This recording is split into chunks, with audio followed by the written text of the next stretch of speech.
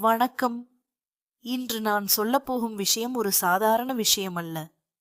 இது பல மகான்களும் சித்தர்களும் ஞானிகளும் ஆன்மீக அறிஞர்களும் வலியுறுத்திய ஒரு ரகசியம். அந்த ரகசியத்தின் பெயரு பிரம்ம முகூர்த்தம். காலை சூரியன் உதிப்பதற்கு முன்பு இருக்கும் அந்த அமைதியான நேரம். சுமார் அதிகாலை 3:30 மணி முதல் 5:30 மணி வரை. இந்த நேரத்தில் இயற்கையே ஒரு தியான நிலையில் இருக்கும். காற்று அமைதியாக இருக்கும். பறவைகள் இன்னும் முழுமையாக விழித்திருக்காது. மனிதர்களின் சத்தம் இருக்காது. உலகமே ஒரு புனித அமைதியில் மூழ்கியிருக்கும். அந்த நேரத்தில் நமது மனமும் மிகவும் தூய்மையாக இருக்கும். நாம் நினைப்பது ஆழ்மனத்தில் நேராக பதியும். அதனால்தான் இந்த நேரத்தை தேவ நேரம், பிரம்ம நேரம் என்று முன்னோர்கள் கூறினார்கள். நண்பர்களே, ஒரு கேள்வி: ஏன் சில மனிதர்களின் வாழ்க்கையில் அதிசயங்கள் தொடர்ந்து நடக்கின்றன? ஏன் சிலர் நினைத்ததெல்லாம் நடக்கிறது?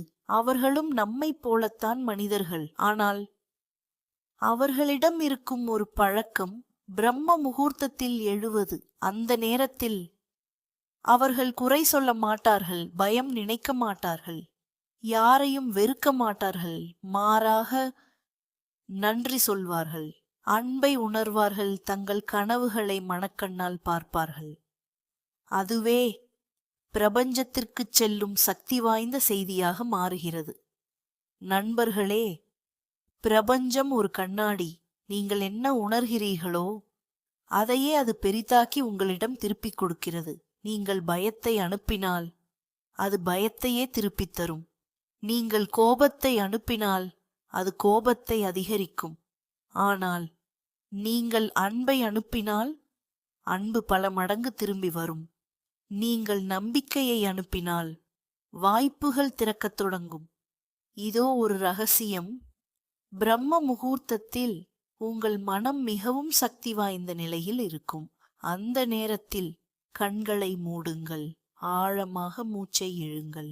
பிறகு மனதார சொல்லுங்கள்: நன்றி பிரபஞ்சமே, என் வாழ்க்கையில் நல்லவை நடக்கின்றன.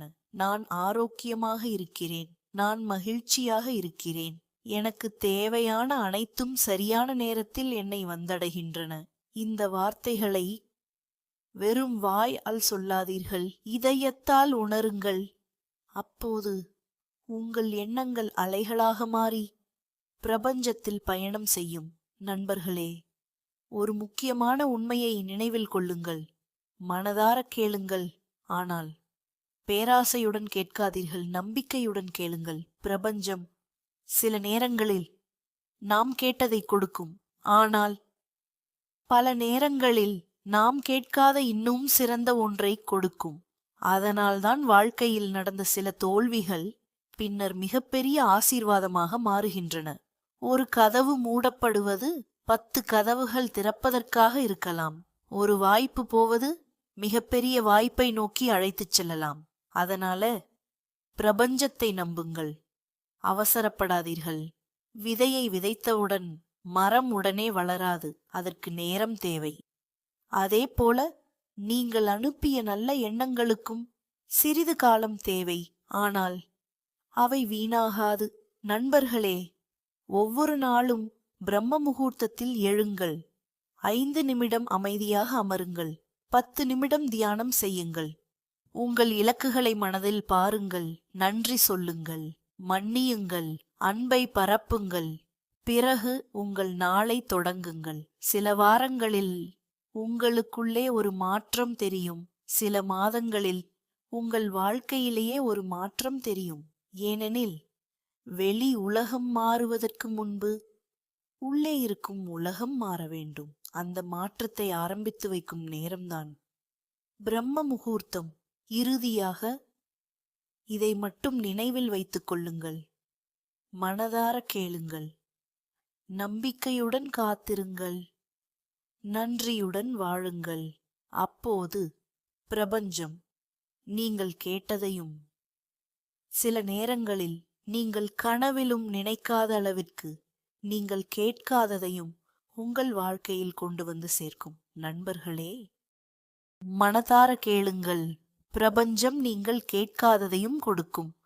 ஒரு உணர்ச்சிகரமான வாழ்க்கை கதை. வணக்கம் நண்பர்களே. இன்று நான் சொல்லப்போகும் கதை வெறும் கற்பனை கதை அல்ல. நம்மில் பலருடைய வாழ்க்கையை பிரதிபலிக்கும் ஒரு கதை. இந்த கதையை இறுதி வரை கேளுங்கள். ஏனென்றால் இந்த கதையின் முடிவில் நீங்கள் வாழ்க்கையை பார்க்கும் பார்வை மாறலாம். ஒரு சிறிய கிராமத்தில் கார்த்திக் என்ற இளைஞன் வாழ்ந்து வந்தான். அவனுடைய அப்பா ஒரு விவசாயி, அம்மா கூலி வேலை செய்து குடும்பத்தை நடத்தினார். வறுமை, கடன், அவமானம், இந்த மூன்றுமே அந்த குடும்பத்தின் அன்றாட விருந்தினர்கள். ஒரு மாலை கடன் கொடுத்தவர் வீட்டுக்கு வந்து சத்தமாக கத்தினார். இன்னும் எவ்வளவு நாள் காத்திருக்க வேண்டும்? நாளைக்குள் பணம் தரவில்லை என்றால் இந்த வீட்டையே எடுத்துக்கொள்கிறேன். அந்த வார்த்தைகளை கேட்ட கார்த்திக்கின் அம்மா அமைதியாக அழுதார். அப்பா தலைகுனிந்து நின்றார். கார்த்திக்கின் இதயம் உடைந்தது. அன்று இரவு வீட்டின் பின்புறம் தனியாக அமர்ந்து வானத்தை பார்த்து கொண்டிருந்தான். கண்களில் கண்ணீர், மனதில் 1000 கேள்விகள். ஏன் என் குடும்பத்துக்கே இவ்வளவு கஷ்டம்? நான் என்ன தவறு செய்தேன்? கடவுளே, என் அம்மாவின் கண்ணீரை மட்டும் நிறுத்திவிடு. அவன் முதல் முறையாக பணத்தை மட்டும் கேட்கவில்லை, தன் குடும்பத்தின் நிம்மதியை கேட்டான்.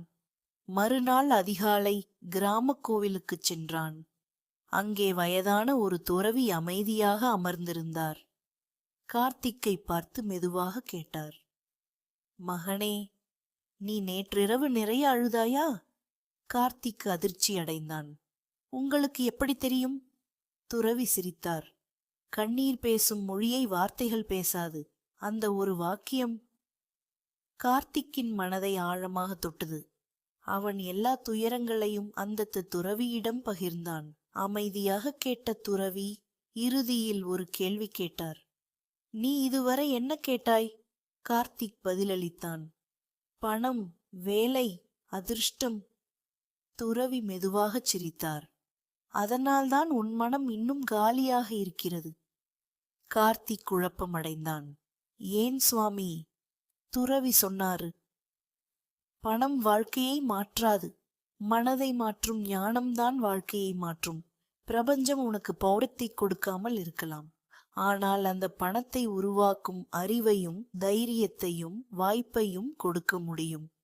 அந்த வார்த்தைகள் கார்த்திக்கின் வாழ்க்கையின் திருப்பு முனையாக மாறின. அடுத்த நாள் முதல் அவன் பிரம்ம முகூர்த்தத்தில் எழுந்தான், தியானம் செய்தான், நன்றி கூறினான், பிறரை குறை கூறுவதை நிறுத்தினான், தன்னை மாற்றத் தொடங்கினான். அதன் பிறகு அவன் வாழ்க்கையில் நடந்தது அவன் கேட்டதல்ல, அவன் கனவிலும் நினைக்காத ஒன்று. அது என்ன? அதை அடுத்த பகுதியில் பார்க்கலாம். பகுதி 2.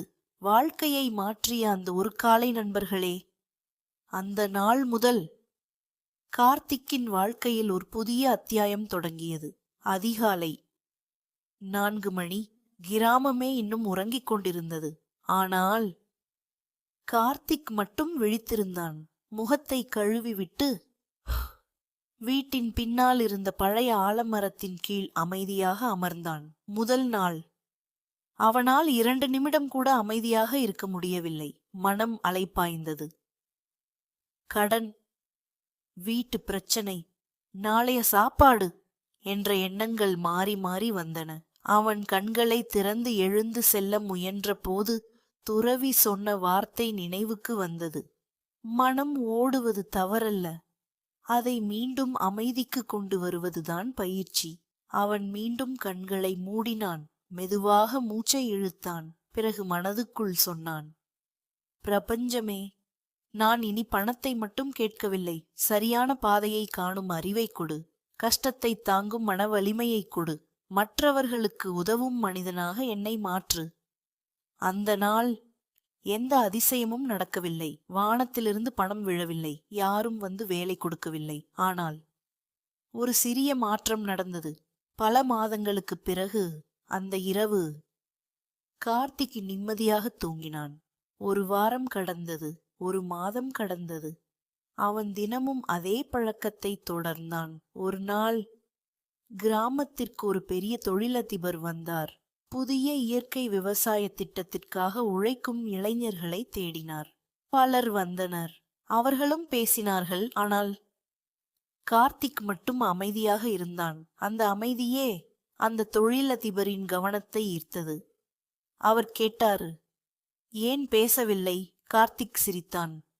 முன்பு நான் பேசுவதற்காக பேசினேன். இப்போது புரிந்த பிறகுதான் பேசுகிறேன். அந்த ஒரு பதில் அவரை ஆச்சரியப்படுத்தியது. நாளை முதல் என்னுடன் வேலைக்கு வா என்றார். கார்த்திக்கின் கண்களில் கண்ணீர். அவன் வானத்தை நோக்கி பார்த்தான். நான் வேலை கேட்டேன், நீ வாய்ப்பை கொடுத்தாய் என்று மனதுக்குள் சொன்னான். 3 மாதங்கள் ஓடின. கார்த்திக் தனது நேர்மையால் எல்லோரின் நம்பிக்கையையும் பெற்றான். ஒரு நாள் நிறுவனத்தின் கணக்கில் ஒரு பெரிய தவறு நடந்தது. பல லட்சம் ரூபாய் காணவில்லை. சந்தேகம் கார்த்திக்கின் மீது விழுந்தது. புதியவன்தானே, அவன்தான் எடுத்திருப்பான் என்று சிலர் பேசினர். அந்த வார்த்தைகள் அவனுடைய இதயத்தை உடைத்தன. வீட்டிற்கு வந்தான். அம்மா கேட்டார், என்னப்பா, ஏன் முகம் வாடி இருக்கிறது? கார்த்திக் அமைதியாகச் சொன்னான், அம்மா, உண்மையாக இருப்பது மட்டும் போதாதோ? அம்மா அவன் தலையை தடவினார். மகனே, உண்மை சில நேரம் தோற்கும் போலத்தைய தெரியும். ஆனால் அது ஒருபோதும் தோற்பதில்லை. அந்த இரவு அவன் மீண்டும் பிரம்ம முகூர்த்தத்தில் அமர்ந்தான். இந்த முறை அவன் பணம் கேட்கவில்லை, வேலை கேட்கவில்லை. ஒரே ஒரு விஷயம்தான் கேட்டான். உண்மை வெளியில் வரட்டும், என் மன அமைதி மட்டும் என்னை விட்டு போகக்கூடாது. அடுத்த நாள் நிறுவனத்தில் இருந்த பழைய கணினி பதிவுகள் சரிபார்க்கப்பட்டன. உண்மை வெளிவந்தது. பணத்தை எடுத்தது வேறு ஒருவர் என்பது நிரூபிக்கப்பட்டது. எல்லோருக்கும் முன்னாலே தொழிலதிபர் கார்த்திக்கிடம் வந்து சொன்னார், என்னை மன்னித்துவிடு, நான் உன்னை சந்தேகித்தேன். ஆனால் இன்று முதல் நீ என் ஊழியன் இல்லை, என் நிறுவனத்தின் பங்குதாரன். அந்த நொடி கார்த்திக் அழுதான். அவன் புரிந்து கொண்டான். பிரபஞ்சம் அவன் கேட்ட வேலை மட்டும் கொடுக்கவில்லை, அவன் கேட்காத மரியாதையையும் நம்பிக்கையையும் ஒரு புதிய வாழ்க்கையையும் கொடுத்தது. இதுவே கதையின் முடிவு. நண்பர்களே, இந்த வீடியோ உங்களுக்கு பிடித்திருந்தால் லைக் செய்யுங்கள். உங்கள் கருத்துக்களை கமெண்டில் பகிருங்கள். மேலும் இது போன்ற ஆன்மீக மற்றும் வாழ்க்கை தத்துவ வீடியோக்களுக்கு ஓம் தமிழ் டாக்ஸ் சேனலை சப்ஸ்கிரைப் செய்து ஆதரவு அளிக்கவும். நன்றி.